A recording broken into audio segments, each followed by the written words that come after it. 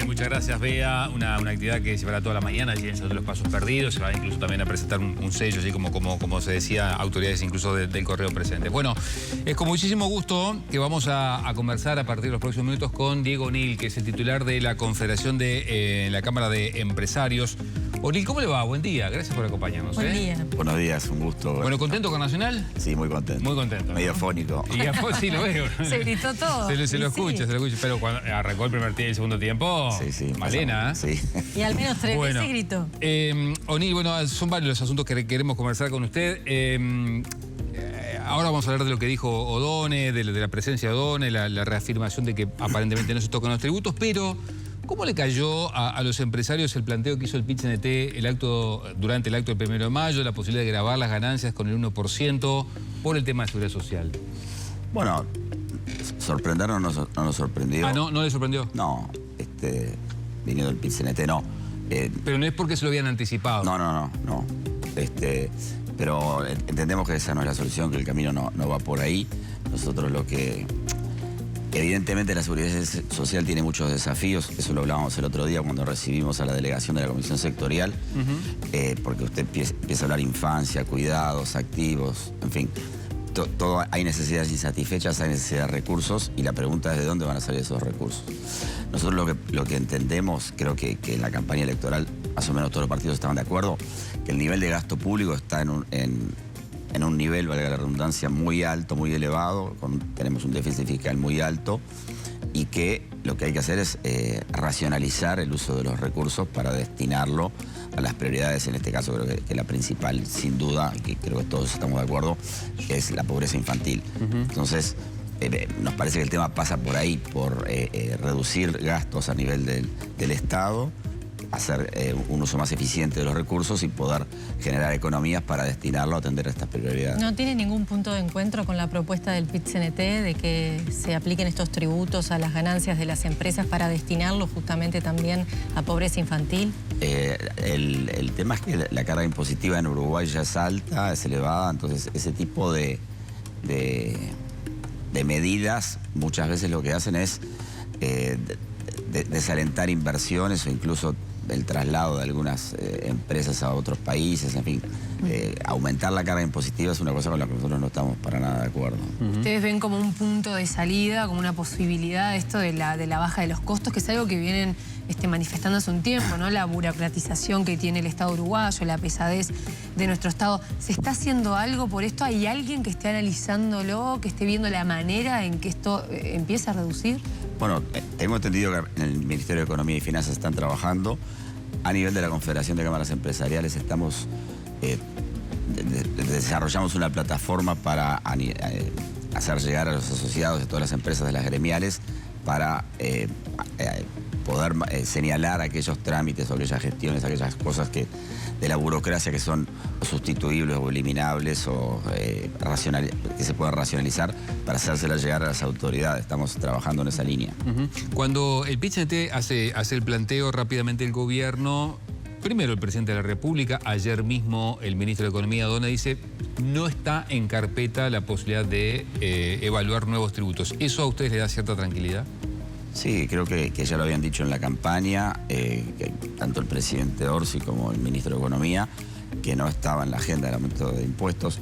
El ministro de Economía había sido muy cauto en ese sentido, había dicho que eso también dependía de las circunstancias, en fin, pero creo que en estos días, bueno, ayer como tú decís, lo reafirmaba, no está en la agenda aumentar impuestos. El otro día el presidente del PIT-CNT acá mismo decía, más allá de la posibilidad esta del 1%, también la alternativa de, sin tocar a lo mejor los tributos, sí un reordenamiento y ver la rentabilidad, no tanto los aportes patronales y personales del trabajador, sino la rentabilidad.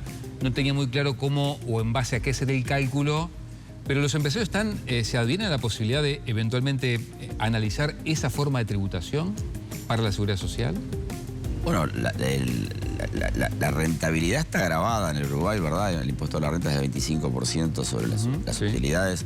En caso de distribución hay un 7% adicional. O sea, no son tasas bajas, son tasas elevadas. Por eso nosotros entendemos que por ahí no pasa. Y vuelvo a decir, para nosotros pasa por un mejor uso de los recursos públicos. pongo un ejemplo de estos días. Las licencias médicas en los funcionarios estatales, que COFE está reclamando volver a la situación anterior. Bueno,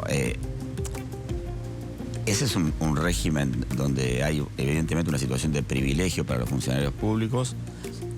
La administración pasada avanzó algo en modificarlo, pero igual con la nueva reglamentación el funcionario público tiene hasta 9 días hábiles de licencia con el 100% de haberes. 9 días hábiles, es decir, que según cómo se distribuya puede irse a 11, 12, 13, 15, no sé, corrido, ¿no?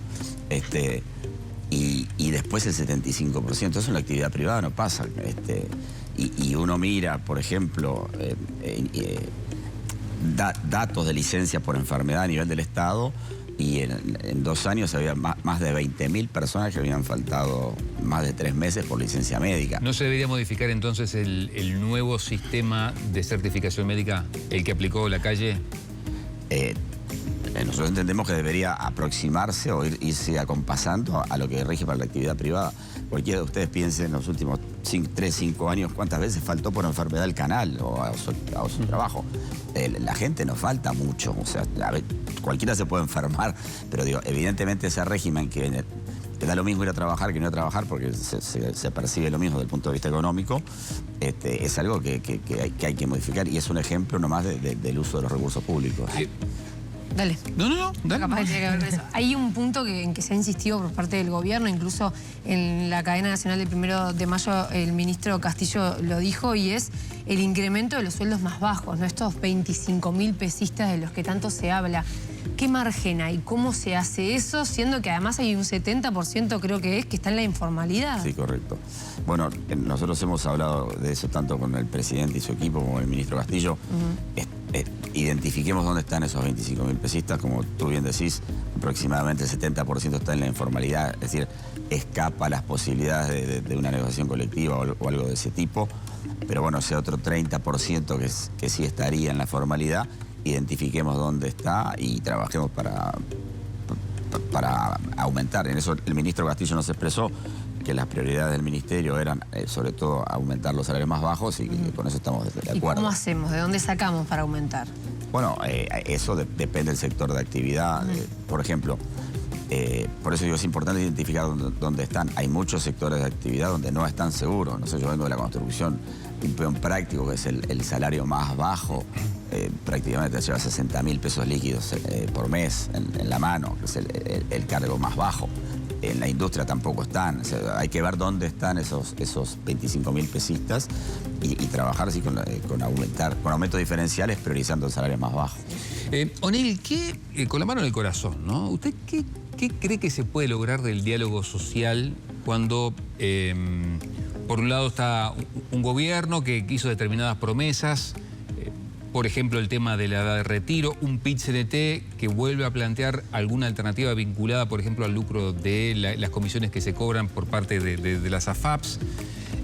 Ustedes que dicen, muchachos, ya se plebiscitó, lo que la consulta popular dijo, no habría que tocarlo. Como que los puntos en algunos elementos están bastante distanciados. ¿Cree que puede llegarse a buen puerto o a algún punto de coincidencia con el diálogo social?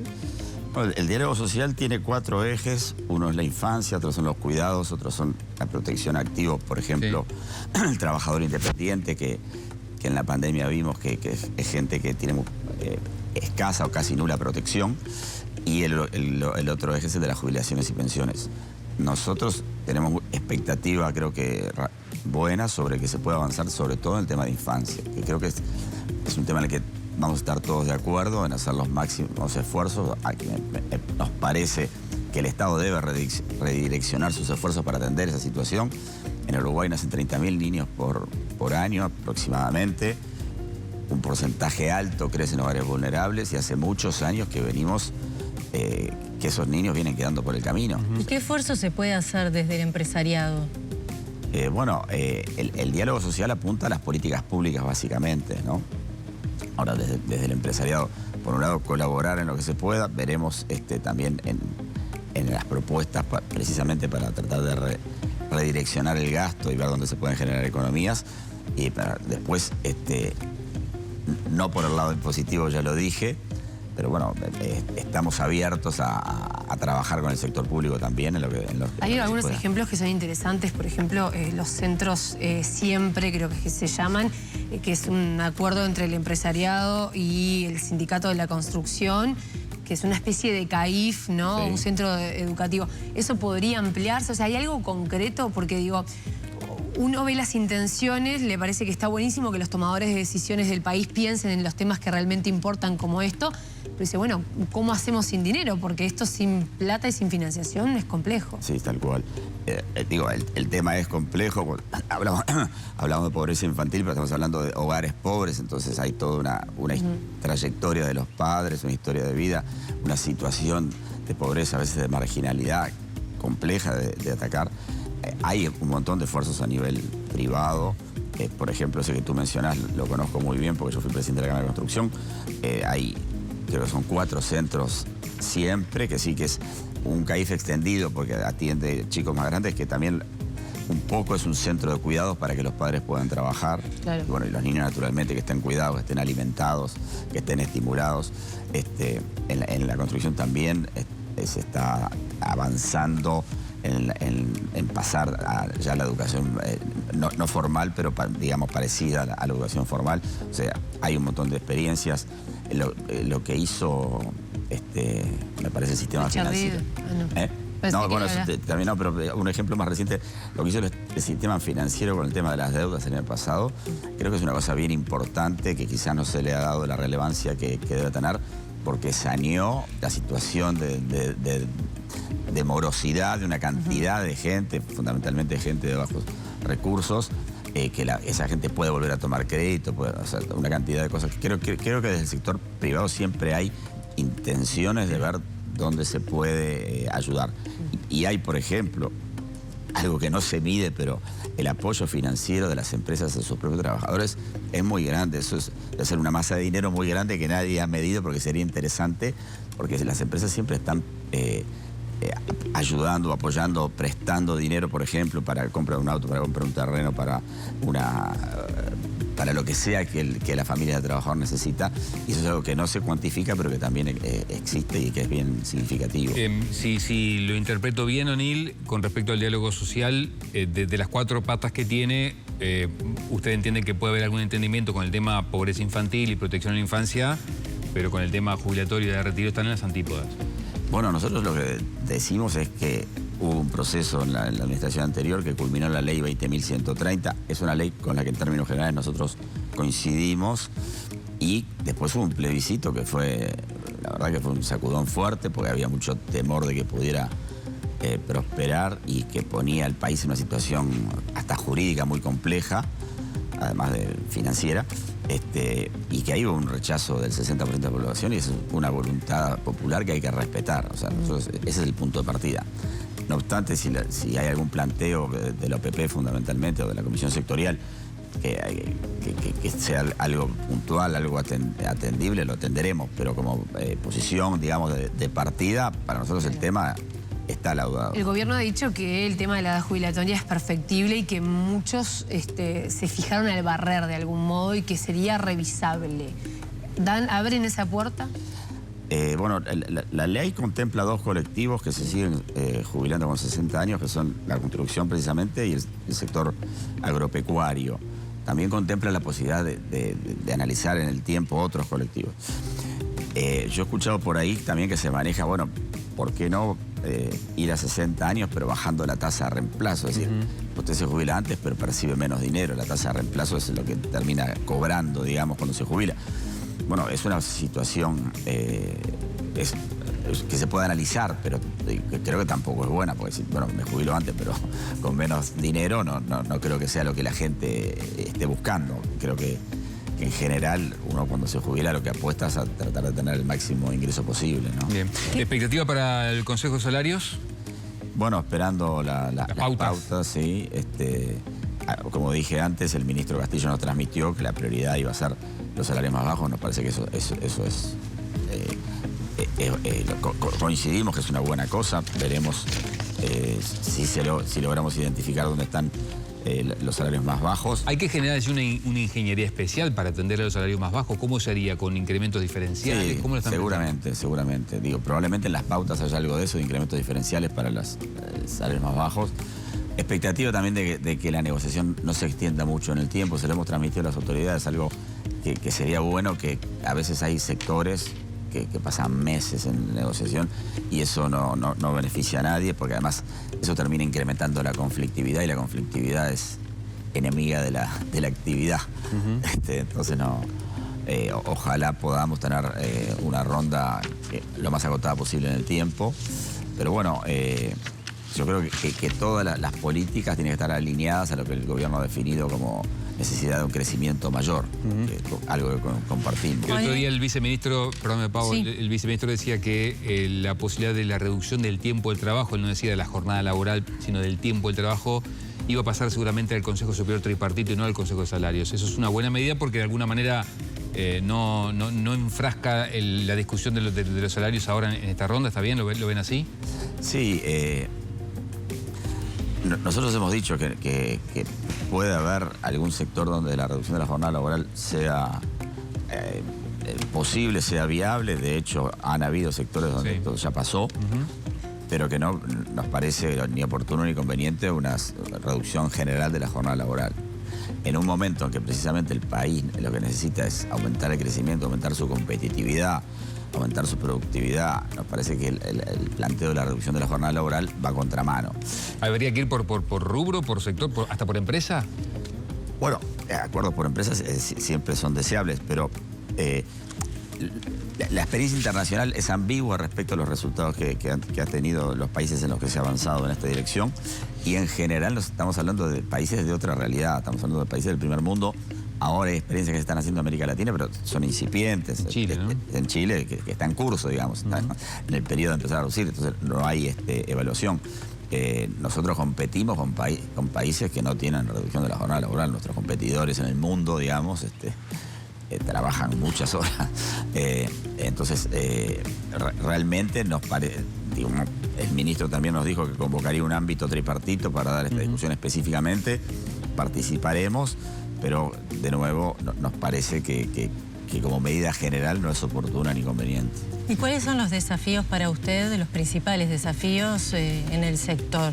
¿Cómo ve los próximos años? ¿Hay ambiente, por ejemplo, para invertir?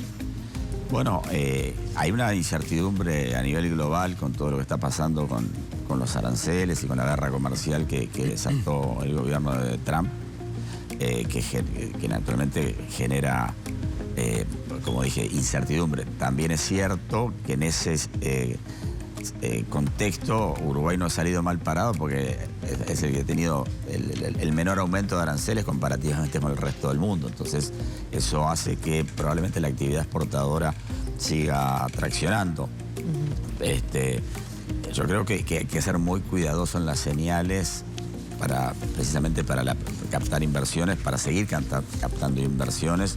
Hoy estamos en un nivel alrededor del 16% del producto. Eso es bajo. El ministro ha dicho que tenemos que ir al 20, en grandes números son 16.000 millones de dólares, de los cuales el Estado más o menos invierte anualmente en el orden de los máximo 4.000 millones, es decir, los otros 12.000 tienen que ser del sector de inversión privada. Es un montón. Si pensamos en inversiones como la planta de celulosa o ese tipo de cosas, bárbaro, pero no todos los años aparece una inversión de esa. Entonces es un desafío importante. A propósito de eso, sin inversión no hay progreso, ¿no? Y un poco esas han sido las bases que ha sentado el Frente Amplio para estos próximos 5 años. Hay quienes entienden que el gobierno no ha arrancado, que está lento. Ayer decía Álvaro Delgado aquí que está en modo avión. En referencia a eso, a la búsqueda de nuevas inversiones, a la captación, ¿no?, de la llegada de posibilidades de mercado aquí en Uruguay, ¿usted cómo ve al gobierno moviéndose? Bueno, van 100 días, creo, poco tiempo, ¿no? Ahora estuvo el ministro de Economía con su equipo en Estados Unidos, en los organismos internacionales. No sé, muchas veces hay cosas que se hacen y no se sabe y no se ven. Yo quiero creer que hay movimiento, que hay contactos, que hay también a nivel de la Cancillería y de los embajadores. Pero bueno, ¿Se integran esas mesas de diálogo, esas visitas internacionales? Según, pero cuando hay, por ejemplo, misiones al exterior, en la mayoría de los casos sí. A veces son las cámaras sectoriales las que estén más interesadas en un destino específico. Generalmente son las cámaras sectoriales. Pero sí, en general sí. Y hay embajadores con los que se trabajan, embajadas con las que se trabaja Claro. muy bien. Bien, Diego Nil, presidente de la Confederación de las Cámaras Empresariales, le agradecemos. ¿Firma pasaje a Sudamericana o tiene una fichita para Libertadores? Y ahora tengo una fichita para el Se endulzó. Gracias, Daniel, muchas gracias. Gracias.